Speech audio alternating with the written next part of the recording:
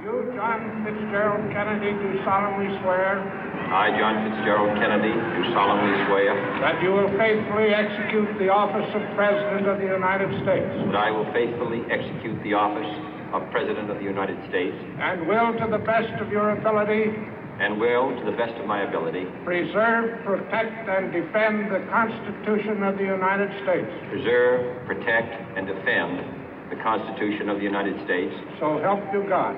So help me God.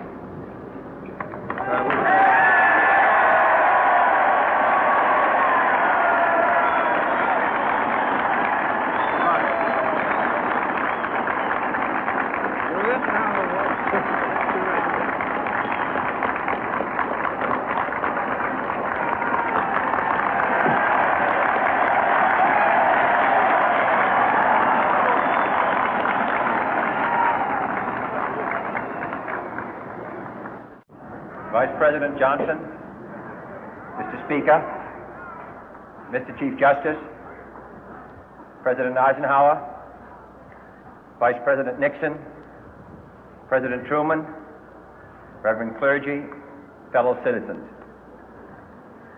We observe today not a victory of party, but a celebration of freedom, symbolizing an end as well as a beginning, signifying renewal as well as change. For I have sworn before you and Almighty God the same solemn oath our forebears prescribed nearly a century and 3/4 ago. The world is very different now, for man holds in his mortal hands the power to abolish all forms of human poverty and all forms of human life. And yet the same revolutionary beliefs for which our forebears fought are still at issue around the globe. The belief that the rights of man come not from the generosity of the state, but from the hand of God. We dare not forget today that we are the heirs of that first revolution. Let the word go forth from this time and place to friend and foe alike that the torch has been passed to a new generation of Americans born in this century, tempered by war, disciplined by a hard and bitter peace, proud of our ancient heritage, and unwilling to witness or permit the slow undoing of those human rights to which this nation has always been committed and to which we are committed today at home and around the world.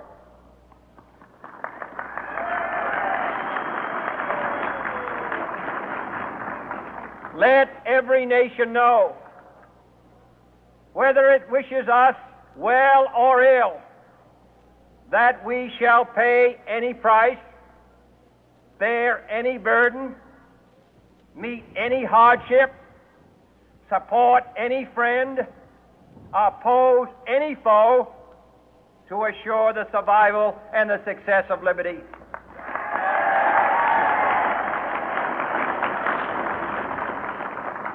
This much we pledge and more. To those old allies whose cultural and spiritual origins we share, we pledge the loyalty of faithful friends.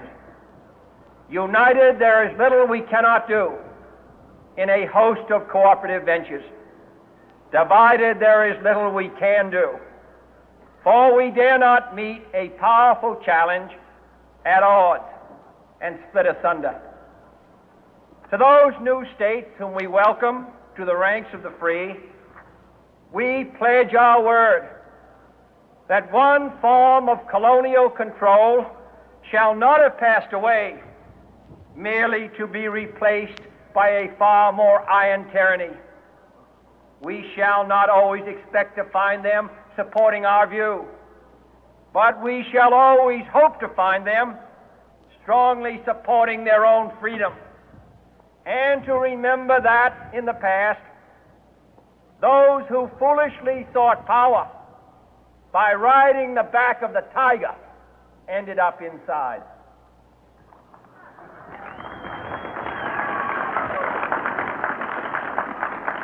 To those people in the huts and villages of half the globe struggling to break the bonds of mass misery, we pledge our best efforts to help them help themselves for whatever period is required, not because the communists may be doing it, not because we seek their votes, but because it is right. If a free society cannot help the many who are poor, it cannot save the few who are rich.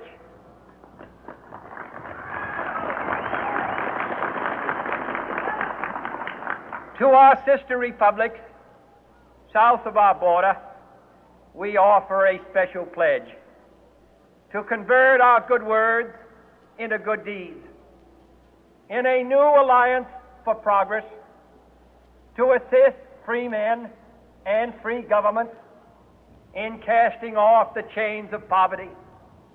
But this peaceful revolution of hope cannot become the prey of hostile powers.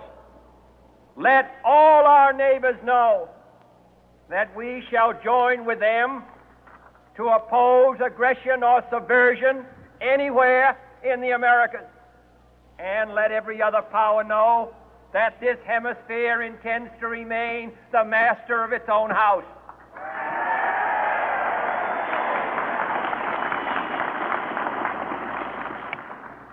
To that World Assembly of Sovereign States, the United Nations, our last best hope, in an age where the instruments of war have far outpaced the instruments of peace, we renew our pledge of support to prevent it from becoming merely a forum for invective, to strengthen its shield of the new and the weak, and to enlarge the area in which its writ may run.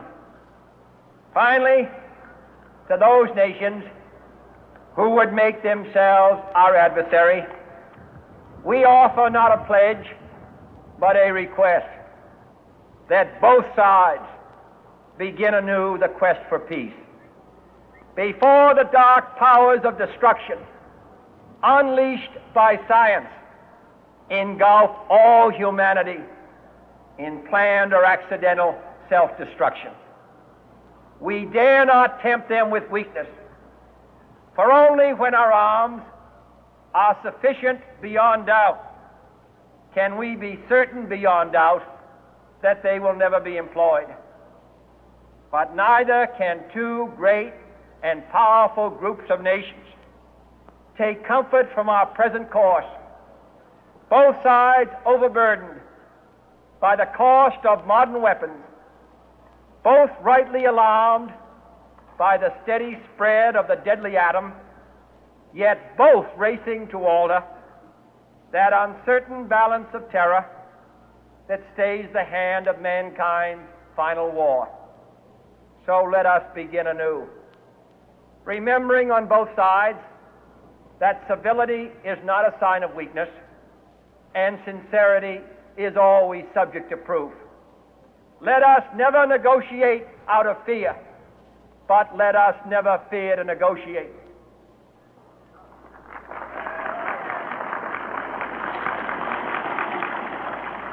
Let both sides explore what problems unite us, instead of belaboring those problems which divide us. Let both sides, for the first time, formulate serious and precise proposals for the inspection and control of arms, and bring the absolute power to destroy other nations under the absolute control of all nations.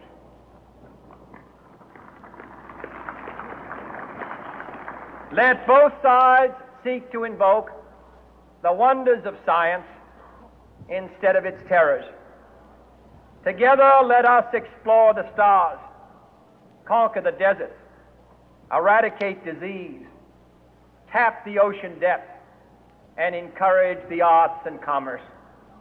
Let both sides unite to heed in all corners of the earth the command of Isaiah to undo the heavy burden and let the oppressed go free.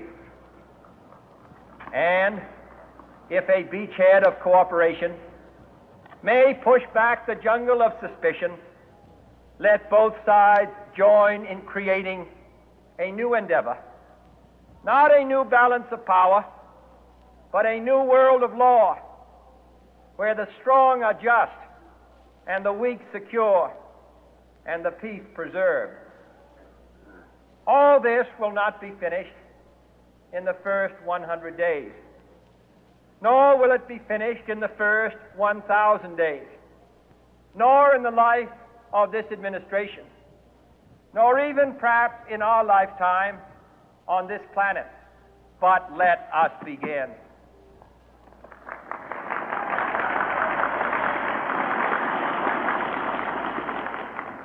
In your hands, my fellow citizens, more than mine, will rest the final success or failure of our course. Since this country was founded, each generation of Americans has been summoned to give testimony to its national loyalty. The graves of young Americans who answered the call to service surround the globe.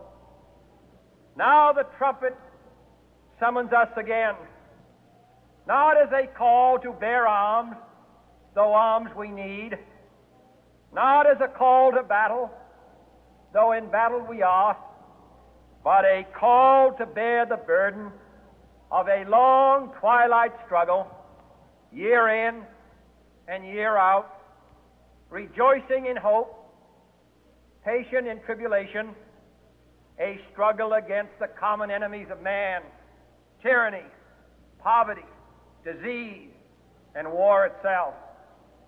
Can we forge against these enemies a grand and global alliance,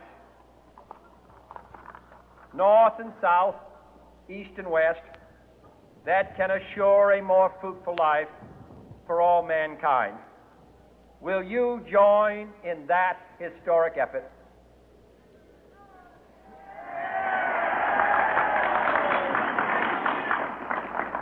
In the long history of the world, only a few generations have been granted the role of defending freedom in its hour of maximum danger. I do not shrink from this responsibility. I welcome it.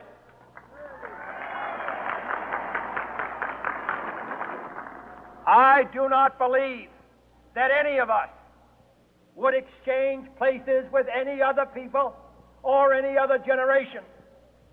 The energy, the faith, the devotion which we bring to this endeavor will light our country and all who serve it. And the glow from that fire can truly light the world. And so, my fellow Americans,